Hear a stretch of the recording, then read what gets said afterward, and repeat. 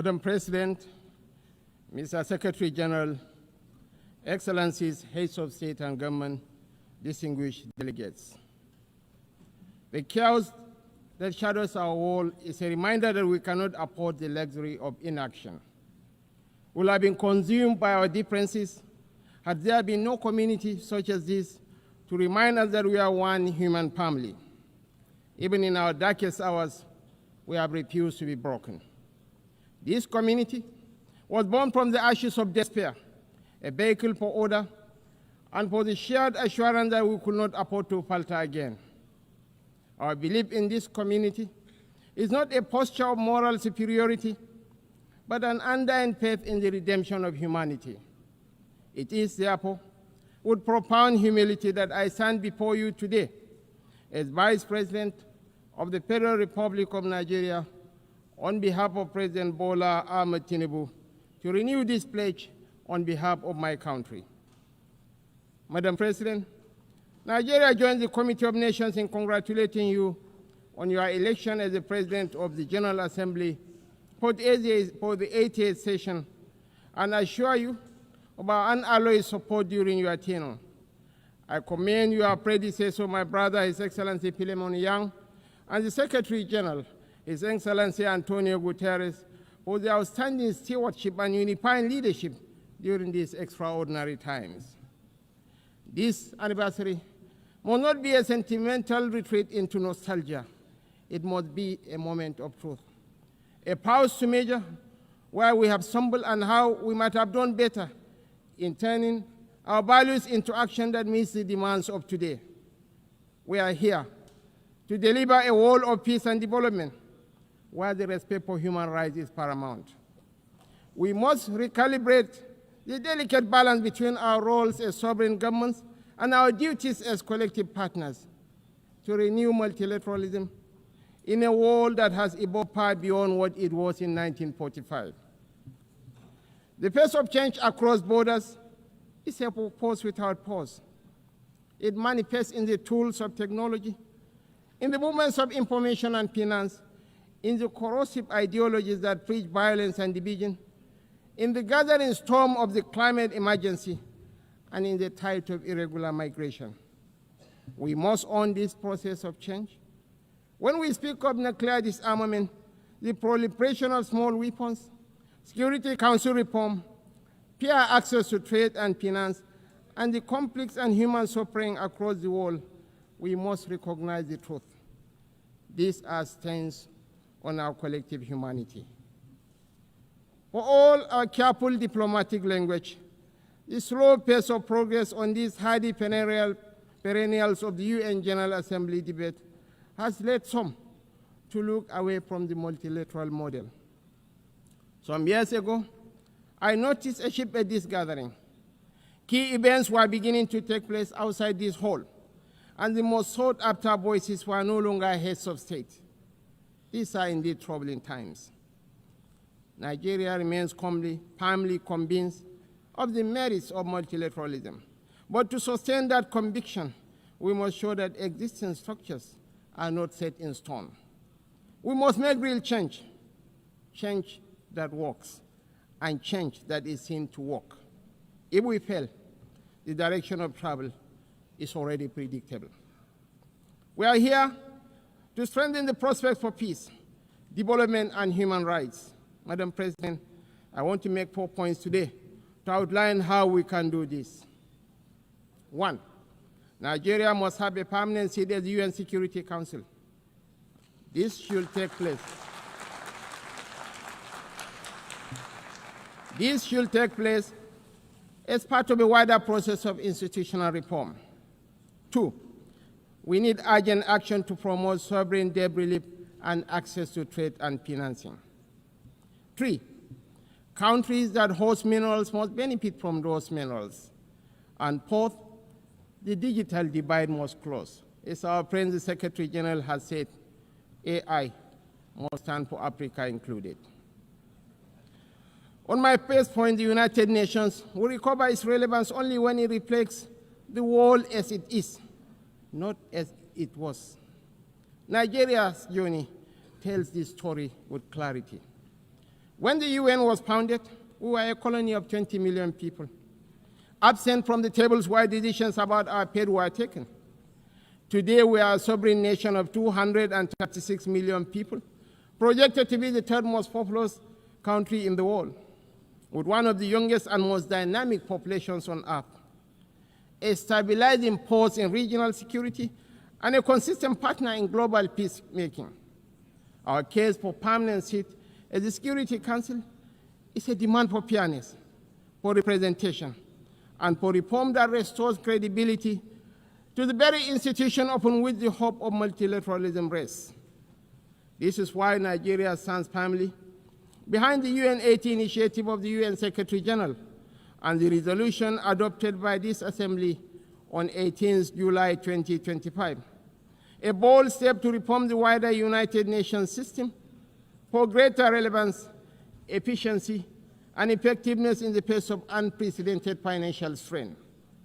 We support the drive to rationalize structures and end the duplication of responsibilities and programs so that this institution may speak with one voice and act with greater coherence. Madam President, Africa, none of us in this world can function peacefully in isolation. This is the heavy burden of sovereignty.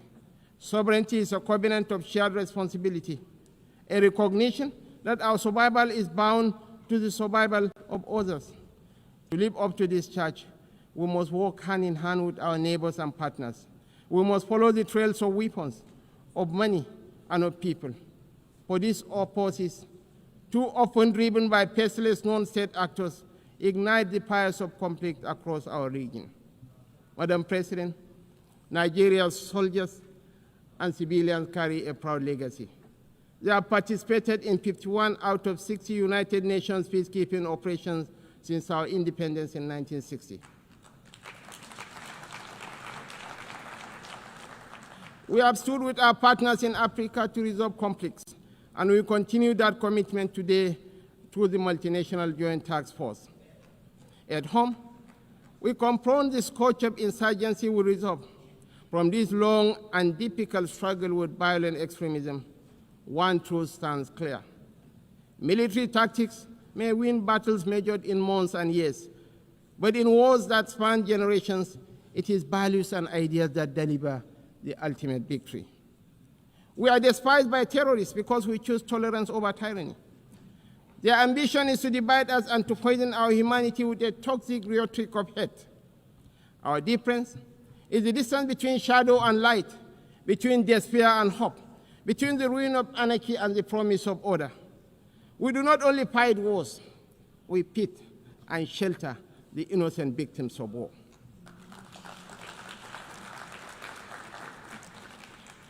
This is why we are not indifferent to the devastations of our neighbors near and distant. This is why we speak of the violence and aggression visited upon innocent civilians in Gaza, the illegal attack on Qatar, and the tensions that scar the wider region. It is not only because of the culture of impunity that makes such acts intolerable, but because our own bitter experience has taught us that such violence never ends where it begins. We do not believe that the sanctity of human life should be trapped in the corridors of endless debate. That is why we say, without stuttering and without doubt, that a two-state solution remains the most dignified path to lasting peace for the people of Palestine.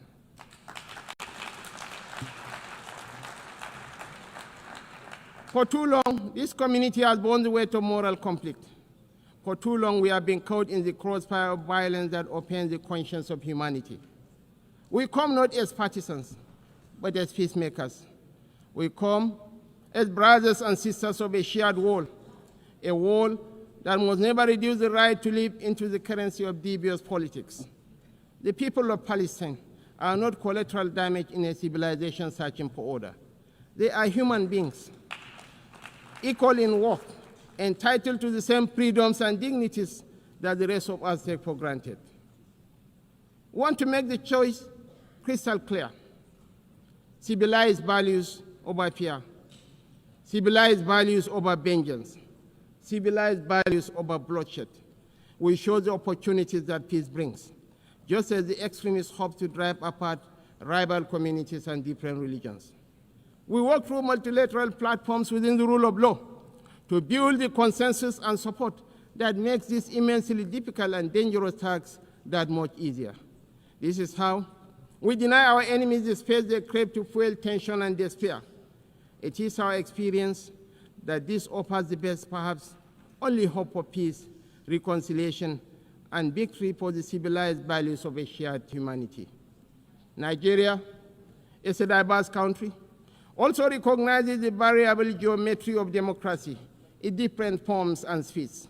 For this reason, we are working with the United Nations to strengthen democratic institutions in our region and beyond through the Regional Partnership for Democracy. Madam President, point 2. The price of peace is eternal vigilance. The increasingly difficult security outlook has prompted many member states to count the cost of the emerging world order. We in Nigeria are already familiar with so difficult choices: infrastructure renewal or defense platforms, schools or tanks. Our view is that the path to sustainable peace lies in growth and prosperity. The government has taken difficult but necessary steps to restructure our economy and remove distortions, including subsidies and currency controls that benefited the few at the expense of the many. I believe in the power of the market to transform. Our task is to enable and facilitate, and to trust in the ingenuity and enterprise of the people. But the process of transition is difficult and brings unavoidable hardship. This year, we held the inaugural West African Economic Summit in Abuja to bring investors and opportunities together.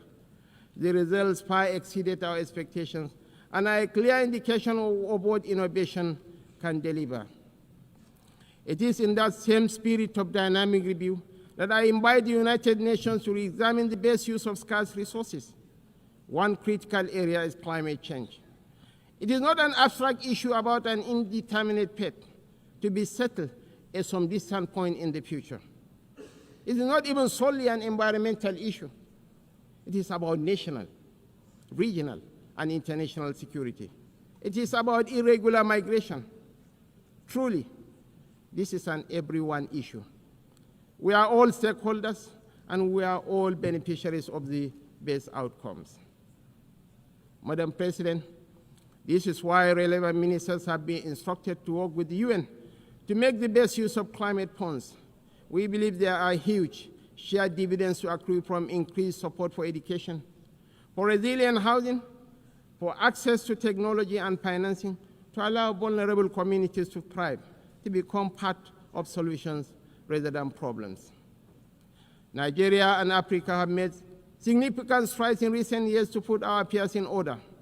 We can take that progress to the next level, a level that presents new opportunities for trade, investment, and profit, if we can assess reforms to strengthen the international financial architecture. We need urgent action to promote debt relief, not as an act of charity, but as a clear path to the peace and prosperity that benefits us all. I'm calling for new and binding mechanism to manage sovereign debt, a sort of international court of justice for money that will allow emerging economies to escape the economic straitjacket of primary production of unprocessed exports.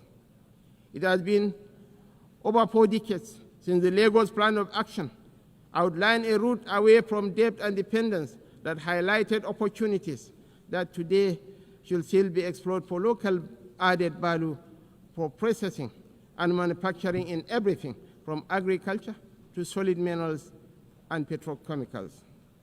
The African Continental Free Trade Area is a remarkable achievement of cooperation. We remain fully committed to the achievement of the SDGs and are convinced that this can be best delivered by focusing principally on our primary mission of growth and prosperity. Madam President, on our third point, we welcome steps to move towards peace in the Democratic Republic of Congo. We agree that international investment and engagement offer a way out of the cycle of decay and violence. Access to strategic minerals from Sierra Leone in the 1990s and Sudan today, has for too long been a source of conflict rather than prosperity. Africa, and I must include Nigeria, has in abundance the critical minerals that will derive and drive the technologies of the future. Investments in exploration, development and processing of these minerals in Africa will diversify supply to the international market, reduce tensions between major economies, and help shape the architecture for peace and prosperity on a continent that too often in the past has been left behind by the rivalries and competition between different power blocs. We know in Nigeria that we are more stable when those communities that have access to key resources are able to benefit from these resources. This has been our journey in the oil-producing region of the Niger Delta. I believe that will strengthen the international order when those countries that produce strategic minerals benefit fairly from those minerals in terms of investment, partnership, local processing, and jobs. When we export raw materials, as we have been doing, tension, inequality, and instability fester. Madam President, the fourth pillar for change that I am advocating is a dedicated initiative, bringing together researchers, private sector, government, and communities to close the digital divide. As we stand on the threshold of new and dramatic technological change, we are still absorbing the impact of the revolution on information and communication of the past 20 years. We understand better than we did the opportunities technology offers, as well as the safeguards we need to enable growth and mitigate the potential for corruption. Some worry about fake news. Truly, we have plenty of that, with the potential of devastating real-world consequences in countries rich and poor. I am more worried about an emerging generation that grows ever more cynical because it believes nothing and trusts less. As technology shakes up public administration, law, finance, conflict, and so much of the human condition, I'm calling for a new dialogue to ensure we promote the best of the opportunities that are arising and promote the level of access that allows emerging economies more quickly to close a wealth and knowledge gap that is in no one's interest. I join you today to reassert Nigeria's commitment to peace, to development, to unity, to multilateralism, and to the defense of human rights is beyond compromise. For none of us is safe until all of us are safe. The road ahead will not be easy, and we know there are no quick fixes to the trials that test the human spirit. Yet history reminds us that bold action in pursuit of noble ideals has always defined the story of the United Nations. Time and again, we have found the wisdom to balance sovereign rights with collective responsibility. That balance is once again in question. But I believe, quite passionately, that a renewed commitment to multilateralism, not as a slogan, but as an article of faith, remains our surest path forward. Nigeria dedicates itself fully and without reservation to that noble cause. I thank you all for listening.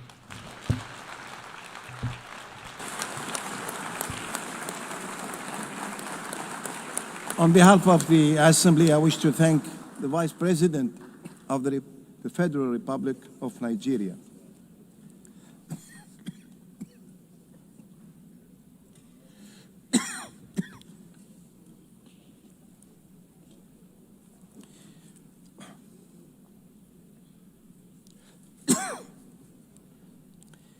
The Assembly will hear an address by His Highness Sabah al-Khalid al-Sabah, Crown Prince of the State of Kuwait. I request the protocol to escort His Highness and invite him to address the Assembly.